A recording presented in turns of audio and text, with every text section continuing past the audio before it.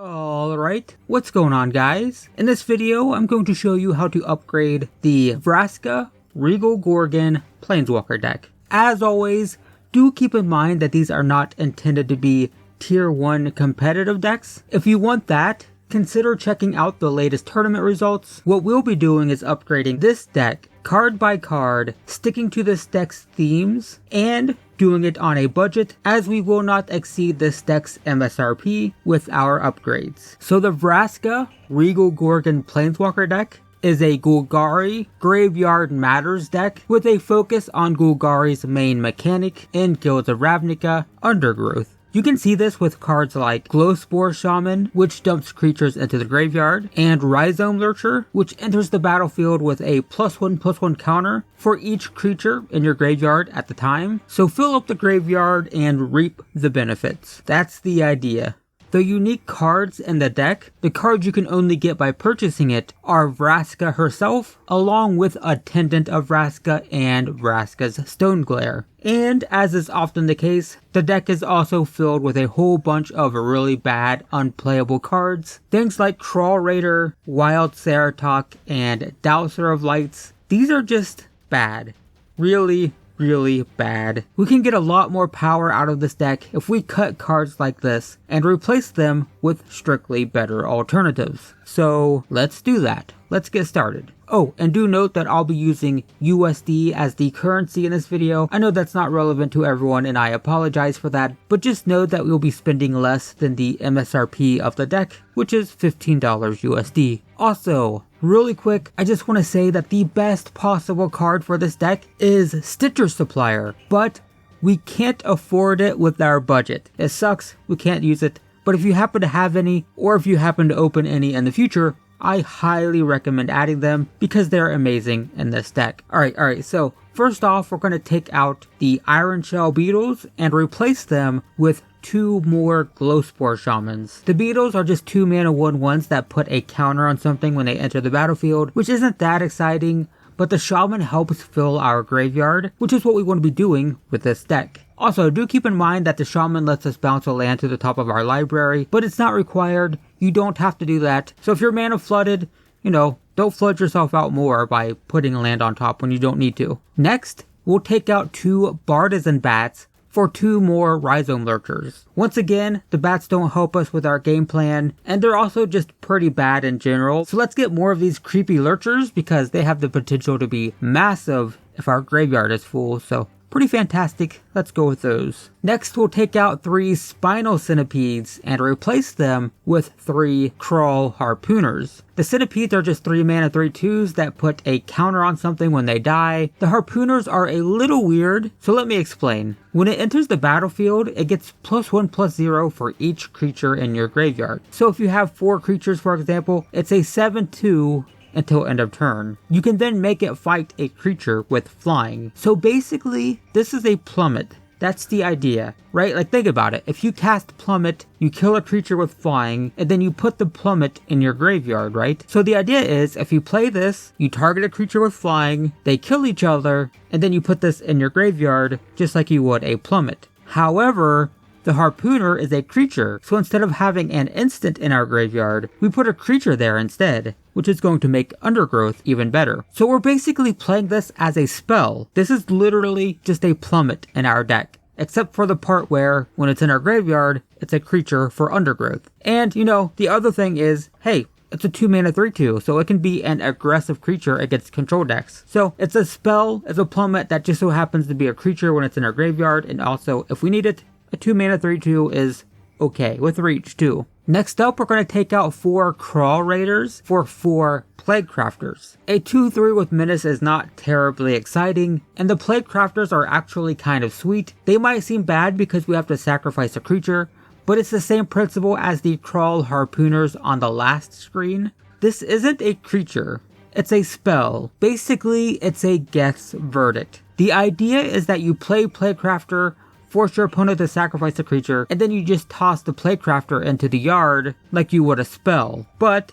again, we get a creature in our graveyard instead of an instant, so it counts towards Undergrowth. Plus, if you happen to have a smaller creature in play, then you can sacrifice that instead, so not bad, right? Next, we're going to take out a Lotleth Giant for 1 Izoni Thousand-Eyed. Both of these cards are a little big and clunky. I'm not super excited about them, but I think Izoni gives us a much better chance of winning games when we play it. The Giant deals damage to the opponent equal to our Undergrowth count, and Izoni puts the same amount of insect tokens into play instead. But here's the thing, you could potentially attack with those tokens multiple times, unlike the Giants enter the battlefield effect. Plus, Izoni lets us sacrifice them to draw cards and gain life. So yeah, obviously the Giant could dome our opponent and insta-kill them sometimes, if we ever cast it. But the tokens that Izoni puts into play are probably going to be more effective in more situations. They can even chump block. I mean, you could play Izoni, get, 4 or 5 tokens and chump block for several turns. It can be just as aggressive, but it can also be defensive. It lets us gain life, I like it a little bit more. Next, we'll take out 1 Dowser of Lights and 1 Wild Ceratok and replace them with 2 Molder Hulk. The Dowser and the Ceratok are just clunky vanilla creatures that do nothing, but the Molder Hulks are kind of spicy. They cost a lot, but then they cost less for each creature we have in our graveyard. So it could be cheaper than the 2 dumb creatures, but have a larger body. So it's pretty good. Plus, when it comes into play, we get to put a land from our graveyard onto the battlefield. There's actually a pretty sweet combo with this, and we'll get to that later in the video when we work on the mana base. Next, we're going to take out 3 Attendant of Vraska for 3 Midnight Reapers. The Attendant is pretty so-so, a 3 mana 3/3 that will allow us to gain some life provided we have Vraska in play. It's okay, I guess, but the Midnight Reapers can definitely win games. It's a 3 mana 3/2, but every single time one of our creatures dies, we lose 1 life and we get to draw a card. This is surprisingly good. It makes our opponent's removal spells really bad when we get to draw a card to replace the creature they destroy. Plus it makes things like Plaguecrafter and Crawl Harpooner that much better. Now not only are they spells that fill our graveyard with creatures, but they also draw us a card. It also allows us to aggressively trade with our opponent's creatures in combat. So this just gives us constant incremental advantage throughout the game. It's pretty nice.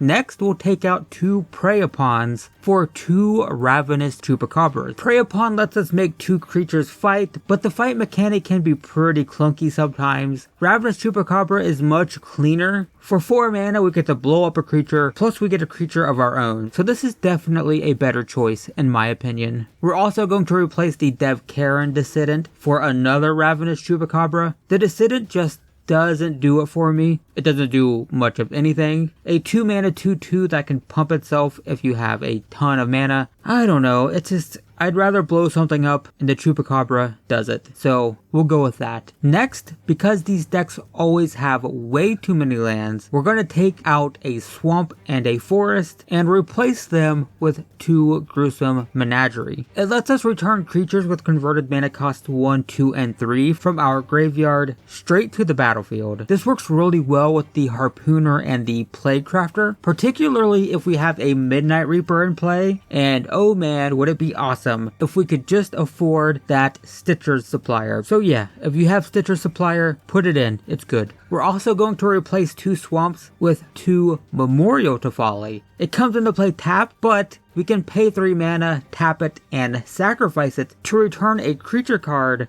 from our graveyard to our hand. So, remember earlier when I said there was a sweet combo with Molder Hulk? Okay, so Molder Hulk lets us return a land from our graveyard to the battlefield. The Memorial lets us return a creature from our graveyard to our hand. So, basically, if our Molder Hulk ever dies, we sacrifice the Memorial to return the Hulk to our hand. Then we play the Hulk and return the Memorial to the battlefield. And if our opponent ever kills the Molder Hulk again, we repeat the process. The Memorial brings back the Molder Hulk, and the Molder Hulk brings back the Memorial. So we have a little loop here that makes the Molder Hulk really difficult to deal with. It's going to be a real pain in the butt for our opponent. And that's it. That is all of our upgrades. If you want to dump more money into this thing, what you want to consider are things like Assassin's Trophy, Jade Light Ranger, and Underrealm Lich. The Trophy is just an amazing removal spell. The Ranger lets us filter our draws a bit and dump a couple creatures in our graveyard potentially.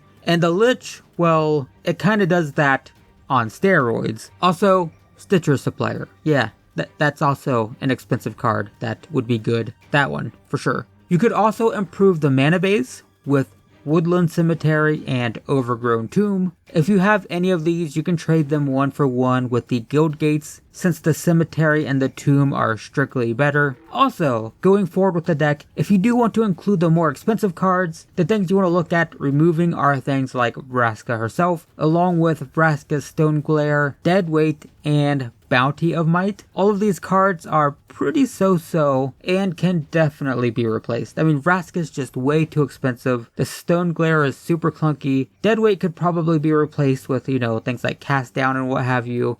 And Bounty of Might is cool, but, doesn't really do anything. Kind of clunky, very expensive again. So if you're drawing these a lot and, you just got this big, stupid, clunky thing that you can never cast, if you just so happen to open Assassin's Trophies and Cast Downs and Stitcher Suppliers, stuff like that, that'll put you way further ahead for sure. Anyway, that's it. That's the deck. Our total upgrade cost is actually under $10 USD, which isn't much, so while the resulting deck definitely won't be winning you a Grand Prix, if you're playing this thing straight out of the box, then this should be significantly more powerful. And, again, it's $10. $10 and it's way more consistent. No doubt this will improve your chances of winning if you're playing it straight out of the box. Anyway, if you want to see more Planeswalker deck upgrade videos, check the description. There should be a playlist. And in the meantime, thanks for watching. I hope this video was helpful, and I will see you in the next one.